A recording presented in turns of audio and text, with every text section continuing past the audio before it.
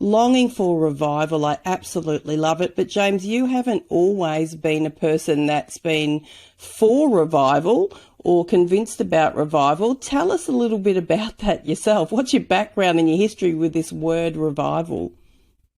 Yes, you are outing me there. That is. It's because I grew up in a Korean American church setting up in Seattle, in a suburb of Seattle. And if you have any kind of Korean American church setting, the conversation around revival, everything's revival. Everything is always revival. That's anything outside of a Sunday service is revival. So if you get a guest speaker, that's a revival meeting. If you go on a retreat, that's a revival meeting. Everything's revival. So you can grow up a little bit jaded, a little bit feeling like every time they're using that word, they're trying to stir you up, like, at its worst, it's like emotional manipulation. And so I grew up with a pretty negative picture of that word.